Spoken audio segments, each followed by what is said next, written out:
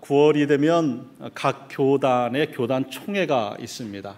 그리고 교단 총회에서는 각 교단의 교세 통계 보고를 합니다. 그러니까 9월쯤 되면 각 교회의 교인 수가 어느 정도인가가 교단에 다 보고되게 마련입니다.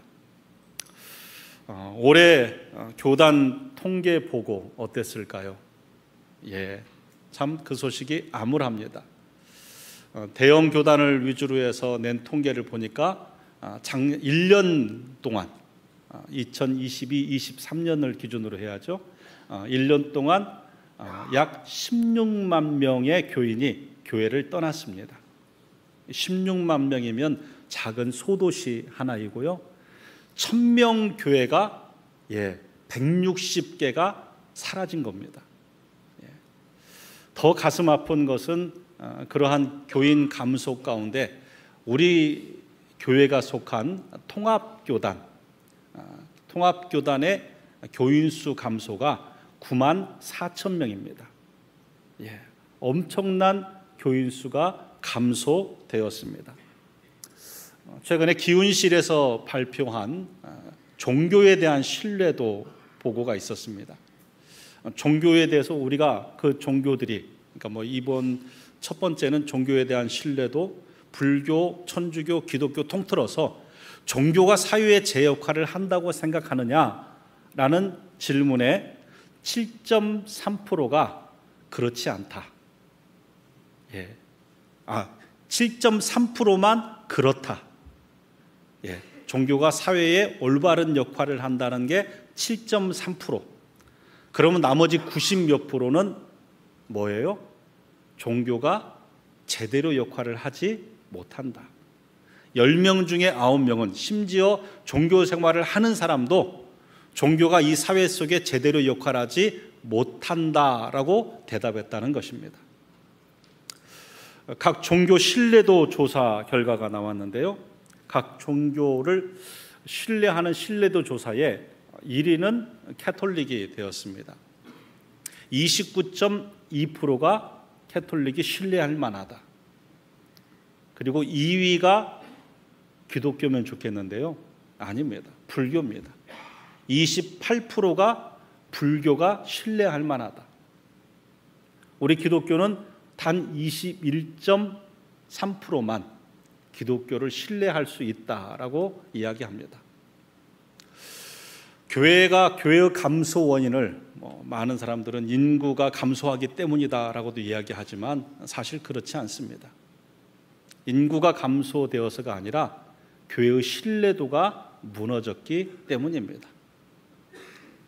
교회의 신뢰도가 무너진 여러 가지 원인들, 교회의 세속화입니다. 교회가 사유화돼 간다. 교회가 세습한다. 또 목회자의 도덕성이 무너졌다. 지도자들이 매번 정치처럼 다툼만 한다. 이러한 이유로 교회를 신뢰할 수 없다라고 이야기합니다. 한국 교회의 덩치는 커졌습니다. 그러나 사실 믿지 못하겠다라고 세상 사람들이, 아니 교회를 다니는 우리조차 그렇게 이야기합니다. 마치 삼손이 예전과 같이 나귀 턱뼈로 1000명을 물리칠 때와 같은 그러한 등치와 몸을 갖고 있지만 머리가 다 밀린 상태로 아무 능력을 행할 수 없는 그러한 모습이 오늘 한국교회의 모습이지 않나 하는 안타까움이 있습니다. 오늘 삼손이라는 인물을 통해서 현대 교회와 현대 성도의 문제점을 우리가 함께 살펴보고 영적인 해답을 함께 나누고자 합니다. 고대 히랍 신화 중에 아킬레스라는 인물이 있습니다. 그의 아버지 펠리우스는 인간이고 신화입니다. 어머니 테티스는 여신입니다. 그러니까 인간과 여신 사이에서 낳은 아들이 아킬레스입니다. 어머니 테티스가 이 아들 아킬레스가 세상 가운데 어떠한 칼과 창에도 상해를 입지 않게 하기 위해서 스틱스 강, 삶과 죽음에 흐르는 그 스틱스 강에 이 아이를 담굽니다. 그러니까 이 아이가 누구든지 그 강에 몸을 담그면 중국 소설의 금광불개, 어떠한 것으로도 해를 입지 않는 그러한 몸이 되는 거예요. 그런데 문제는 이 아이의 발목을 붙잡고 스틱스 강에 몸을 담갔다 뺐는데 모든 어떤 부분도 다 활로도 창으로도 해할 수 없는데 어머니의 붙잡았던 손, 그래서 강물이 닿지 않았던 그 발목 부분만큼은 그의 약점이 된 거죠. 그래서 결국 트로이 전투에서 그 부분에 화살을 맞음으로 이 아킬레스가 죽고, 그래서 사람들이 누군가의 아주 큰 치명적인 약점을 이야기할 때 아킬레스건이라고 이야기를 합니다. 사람들은 저마다의 아킬레스건이 있습니다. 저마다의 아킬레스건이 있어요. 다윗의 아킬레스건은 여자였습니다. 정말 좋은 여자를 보면 꼭 가져야 돼요. 그래서 미갈을 위하여 블레셋 전투도 나가죠. 또 나발의 아내 아비가일, 그 여인의 현숙함과 지혜로움을 보고 아비가일을 또 아내로 맞이하죠. 심지어는 우리아 장수의 아내인 밧세바까지 취합니다. 다윗의 아킬레스건은 여자였어요. 거슬러 올라가면 여러분, 에서의 아킬레스건은 식탐이었습니다. 그 식탐으로 인해서 팥죽 한 그릇에 참지를 못하는 거예요. 팥죽 한 그릇에 장자의 명분을 넘겨버립니다. 가롯 유다의 아킬레스건은 돈이었습니다. 그래서 마리아가 향유를 붓는 것을 보지를 못해요. 야, 그거 팔아서 가난한 사람들에게 주면 되지 않겠느냐 하지만 사실은 그거 팔면 일정 부분 내가 얼마큼 취할 수 있는데, 결국 그 돈의 유혹에 예수님을 은 30에 넘기게 됩니다. 각자만의 아킬레스건이 있습니다. 어떤 사람은 이성이 아킬레스고요, 어떤 사람은 돈이 아킬레스입니다. 어떤 사람은 자녀가 그의 큰 약점 아킬레스입니다. 오늘 본문에 나오는 삼손이라는 인물의 아킬레스건도 여자였습니다. 삼손은 단지파 마노아의 아들로 태어납니다. 그런데 태어날 때부터 하나님께서 구별된 나시린으로 명하고 태어나는 거예요. 나시린이라는 것은 구별되다라는 의미예요.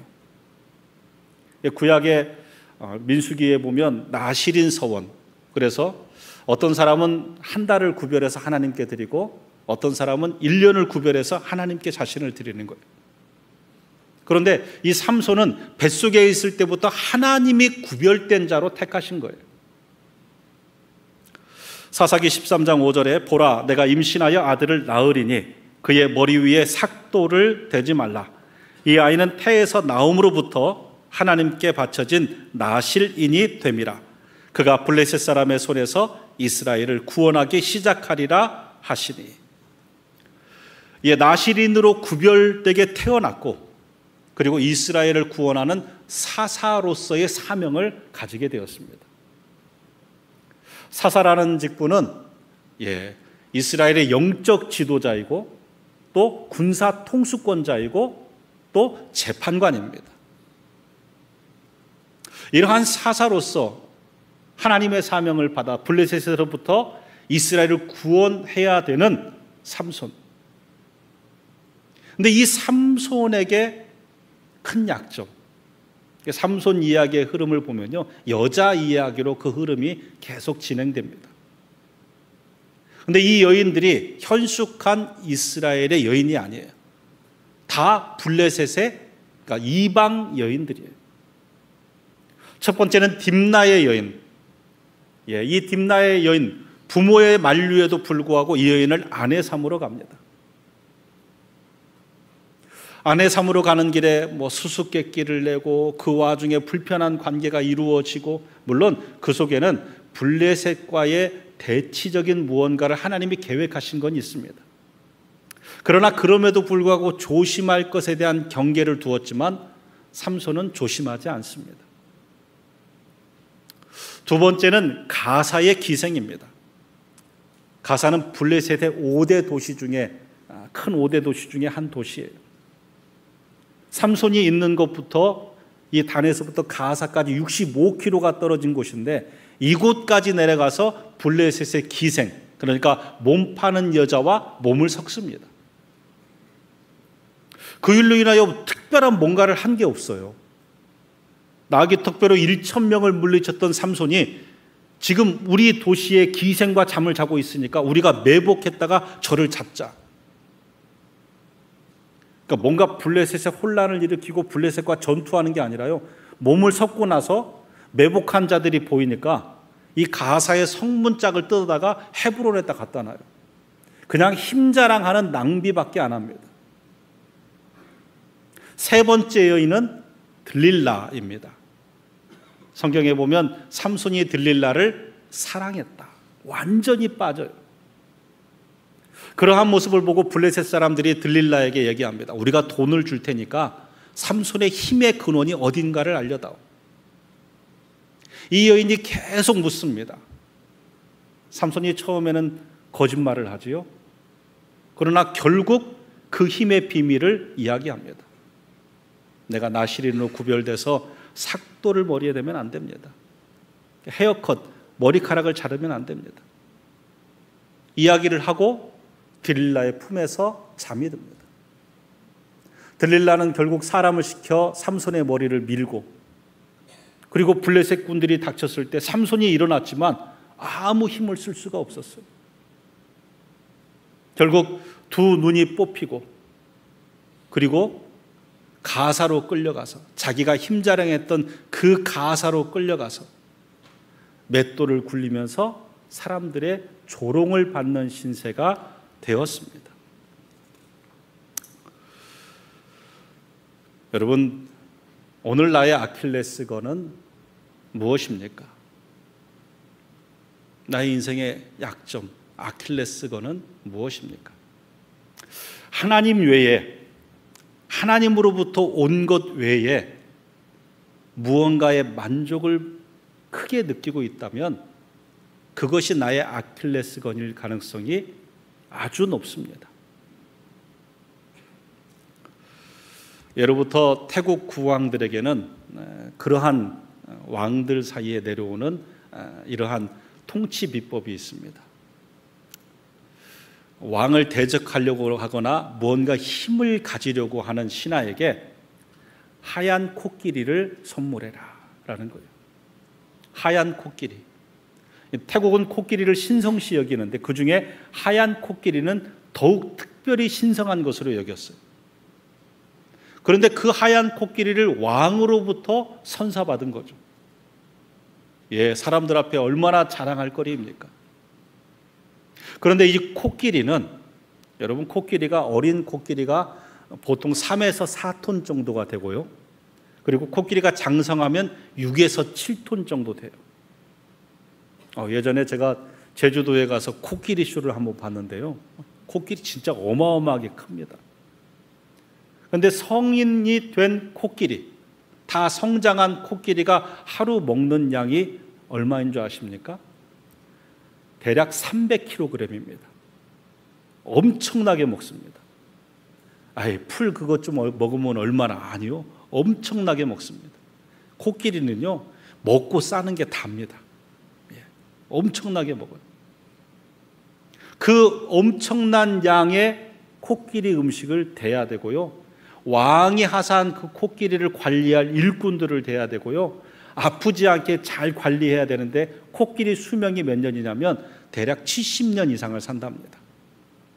그러니까 하사 받은 날부터 아마 자기 죽을 때까지는 이 코끼리 하나를 계속 자랑이 되지만 코끼리로 인하여 자기가 망가져가는 거예요.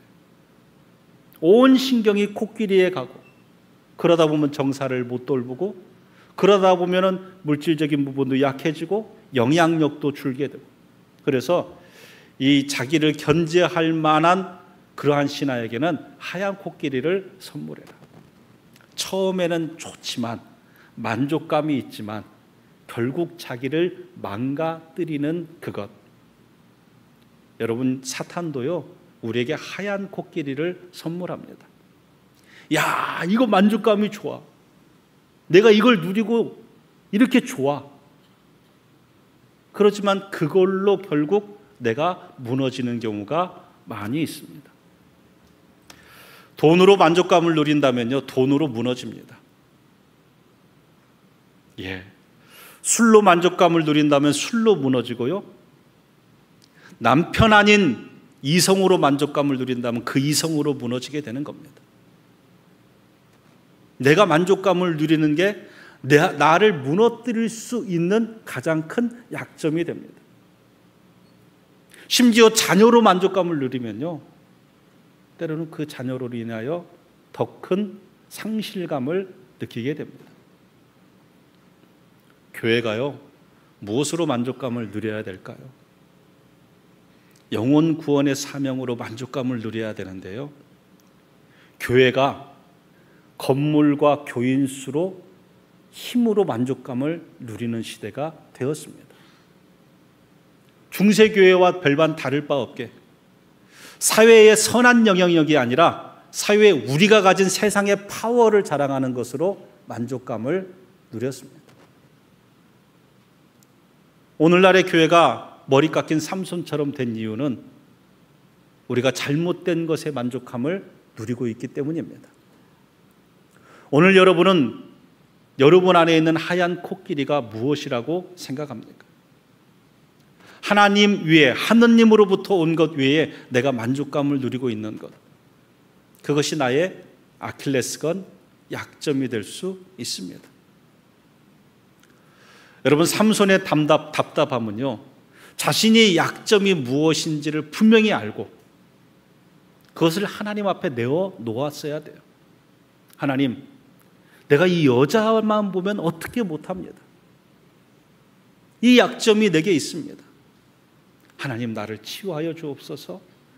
나의 심지를 굳게 하여 주옵소서. 기도했어야 돼요.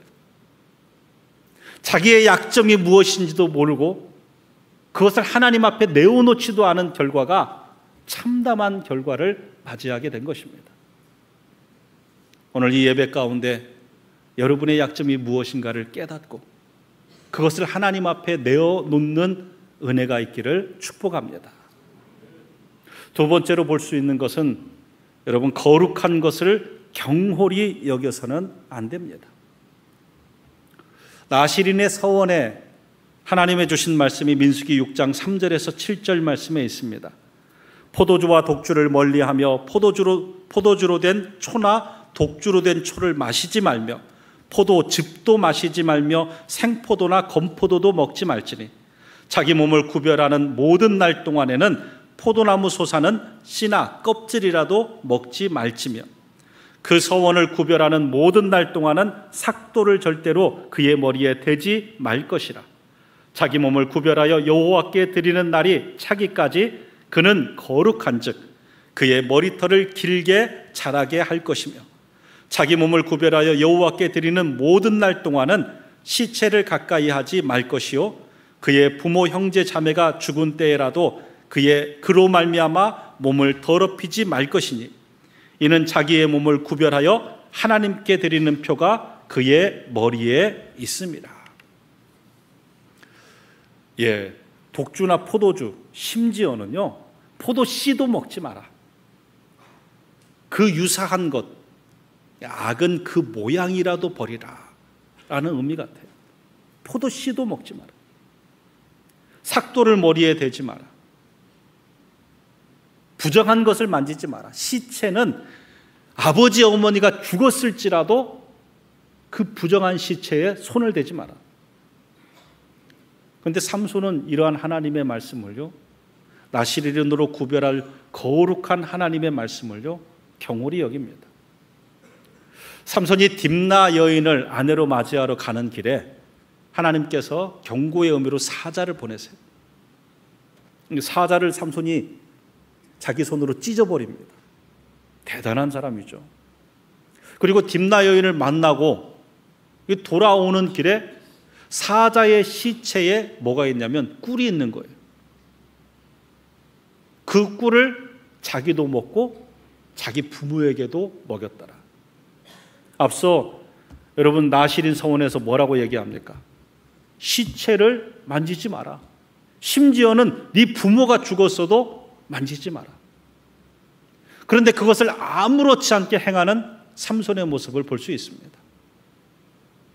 여러분, 이 고대 근동의 결혼 예식은 일주일간이에요. 보통 그 일주일간 음료로 포도주가 제공이 됩니다. 그래서 예수님께서 가나 혼인잔치에서도 물로 포도주를 만들잖아요. 성경엔 포도주를 먹었다라는 기록은 없지만 성경학자들은 다 삼손의 결말을 볼 때 삼손이 이미 포도주와 독주를 먹었다라고 판단을 합니다. 그리고 마지막 하나 남은 나시린 서원의 규례, 삭도를 머리에 대지 마라. 여러분, 성경을 꼼꼼히 읽어보면요, 삼손하고 드릴라하고 마치 수수께끼 내기 장난하듯 계속 그렇게 하는 것을 볼 수가 있어요. 블레셋 사람들에게 돈을 받기로 한 드릴라가 삼손에게 얘기합니다. 나한테 힘의 원천을 알려달라. 그러니까 처음에는 마르지 않은 새 활줄로 나를 묶으면 내가 힘을 못 쓸 거다. 드릴라가 이거를 블레셋 사람들에게 전하고요, 블레셋 사람들을 집에 매복을 시킵니다. 그리고 자기 품에 잠든 이 삼손에게 마르지 않은 새 활줄로 묶습니다. 그리고 삼손을 깨요. 블레셋 사람들이 왔다고. 삼손이 마르지 않는 그 새 활줄이 몸에 감겨 있는 것을 떨쳐내고 그리고 힘을 씁니다. 한 번 그랬지요. 드릴라가 또 얘기합니다. 왜 지난번에 거짓말했냐고. 나에게 진실을 알려달라고. 한 번도 사용하지 않은 밧줄로 나를 꽁꽁 묶으면 내가 힘이 없을 거다. 삼손이 드릴라 품에 잠들고 또 한 번도 사용하지 않은 밧줄로 그를 꽁꽁 묶고 블레셋 사람들은 매복합니다. 그리고 삼손을 깨요. 블레셋 사람들이 왔습니다. 밧줄을 떨쳐내고 힘을 씁니다. 벌써 두 번째죠. 근데 또 드릴라가 얘기합니다. 어떻게 나한테 그렇게 안 알려줄 수 있냐. 삼손이 또 얘기를 해요. 내 머리카락을 배틀의 날실과 함께 엮으면 내가 힘이 없어질 거다. 또 똑같이 드릴라 품에 잠들고 매복해 있고 벨틀의 날실로 묶고 블레셋 사람들이 왔다고 하고 또 힘을 써요. 여러분, 이 정도 되면 진짜 바보라도 야, 이 여자 문제가 있다. 아닙니까? 근데요, 한번 유혹에 빠지면요 벗어나질 못하는 거예요. 나중에 드릴라가 이제 눈물을 흘리며 당신 나를 믿는 거야 못 믿는 거야 뭐 그러면서 계속 요구하니까 결국 진실을 얘기합니다. 나시린 서원으로 삭도를 머리에 대면 안 된다. 그리고 나서 드릴라 품에 잠듭니다. 이 어리석음을 보세요. 결국 그의 머리가 잘리고 그리고 블레셋 사람들이 왔다는 소식에 아무 힘을 쓸 수 없는 삼손. 두 눈이 뽑히고 가사로 끌려가서 맷돌을 굴며 조롱을 당하게 됩니다. 거룩한 구별됨을 그는 인정하지 않았어요. 이것이 얼마나 귀한 것인가를 생각하지 않고 하찮게 대했습니다.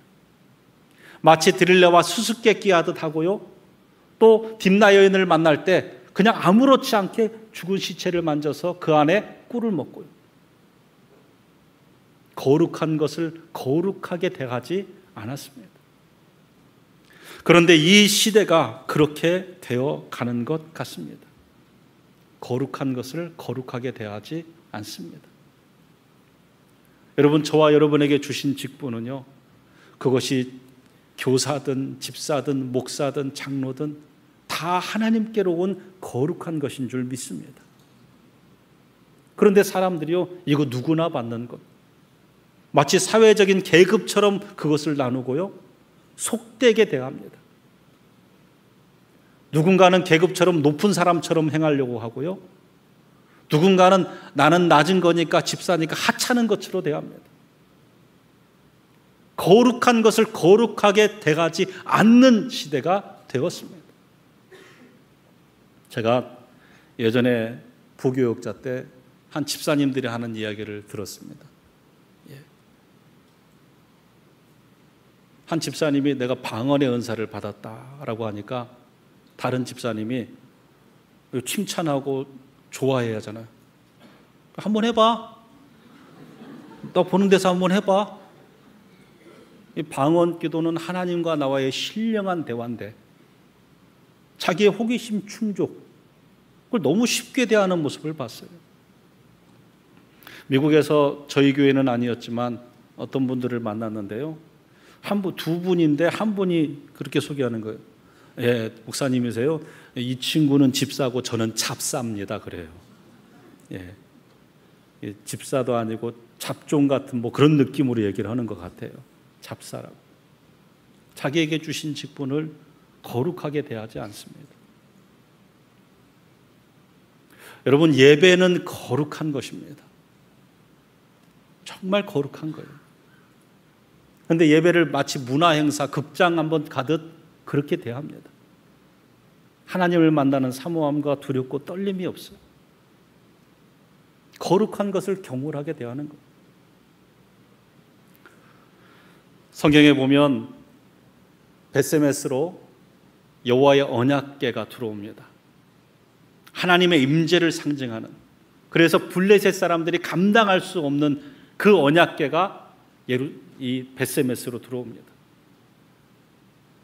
하나님의 임재와 영광의 상징이라면 당연히 이 언약궤에 대한 경외감을 가져야 돼요. 그런데 벳세메스 사람들이 그러지 않습니다. 사무엘상 6장 19절입니다. 벳세메스 사람들이 여호와의 궤를 들여다본 까닭에 그들을 치사 5만 70명을 죽이신지라. 여호와께서 백성을 쳐서 크게 살육하셨으므로 백성이 슬피 울었더라. 하나님의 임재와 영광의 상징을요, 자기 호기심 만족으로 채우려 했습니다. 감히 그 언약궤에, 그 지성소가 있을 그 언약궤에 경외감을 대하지 않은 거예요. 호기심과 자기 만족으로 그걸 쳐다보다가 저들은 죽음을 당했습니다. 여러분, 마땅히 거룩한 것을 거룩하게 대하시기 바랍니다. 그 앞에 자신을 낮추고 겸손하고 내게 주신 예배와 내게 주신 직분과 내게 주신 은사와 이 모든 것을 경외함으로 대할 수 있는 저와 여러분 되기를 소망합니다. 마지막으로 마주해야 될 싸움이 있고 피해야 할 싸움이 있습니다. 우리의 신앙의 영적 싸움에는요, 마주해야 될 싸움이 있어요. 전도의 사명, 헌신의 사명을 갖고 대할 때는요, 힘들고 어려워도 마주 대하고 나가서 부딪히고 싸워야 됩니다. 그러나 정욕의 싸움은요, 피해야 되는 싸움이에요. 그것을 마주 앉아서 싸우는 것 아니에요. 여러분, 보디발 아내의 유혹에 요셉은요, 옷이 벗겨져도 그 자리를 피하고 떠납니다. 이게 영적 지혜이고 정욕에 대한 우리 자세가 돼야 됩니다. 그런데 많은 사람들이요, 마주대해야 할 싸움에는 피하고요, 피해야 할 싸움에는 가서 앉아 있어요. 내 약점이 내가 알코올이 문제야, 술이 중독이 돼가는 것 같아, 안 가야 돼요. 나 안 먹고 옆에서 구경만 하지. 그건 뭐 지는 겁니다. 이성이 문제가 되면요, 안 만나야 돼요. 남편이 아닌 다른 남자 안 만나야 됩니다. 아내가 아닌 다른 여자 안 만나야 돼요. 만나가지고 우리 한번 기도해 봅시다. 주여, 하나님을 우롱하는 겁니다. 그건 가지 말아야 할 자리입니다. 피해야 할 자리입니다. 있어서는 안 될 자리예요. 근데 왜 피해야 할 자리에 가서 앉아 있습니까? 어리석은 삼손, 자기 약점이 뭔가를 아예 몰랐을까요? 짐작은 했을 겁니다. 그러나 이번만은 괜찮겠지, 이번만은 괜찮겠지. 그 자리에 계속 앉아 있잖아요. 그러니까 그의 결말이, 물론 최종 결말은 하나님의 은혜가 있지만 그의 모습이 어떻게 됩니까? 오늘 여러분의 삶에 마주해야 할 싸움은 마주하고 싸우세요. 그러나 육신의 정욕의 싸움은요, 마주할 것 아닙니다. 요셉과 같이 단호히 뿌리치고 일어나야 됩니다. 삼손과 같이 영혼의 깊은 잠에 머물지 말고 그 자리를 속히 떠나시기를 주님의 이름으로 부탁드립니다. 말씀을 정리합니다. 내 삶에 하나님 외에 나에게 만족감을 주는 것, 그것이 나의 아킬레스건, 사단이 나에게 준 하얀 코끼리입니다. 하나님 말고 만족함을 느끼는 것이 무엇인가를 깨닫고 그 약점을 하나님 앞에 내어놓는 저와 여러분 되기를 소망합니다. 거룩한 것을 경홀히 대해서는 안 됩니다. 예배를 정말 사모함을 갖고 드려야 돼요. 나에게 주신 직분과 은사를, 그게 무엇이가 됐든 하나님이 내게 주신 것으로 감사함으로 감당하는 저와 여러분 되기를 소망합니다. 맞싸워야 할 싸움이 있고요, 피해야 승리하는 싸움이 있습니다. 육신의 정욕의 싸움은요, 쳐다보지도 말아야 돼요. 그 자리에 서 있지 마십시오. 떠나는 게 승리입니다. 오늘 말씀을 통하여 그 자리를 떠나는 귀한 은혜가 있기를 주님의 이름으로 축복합니다.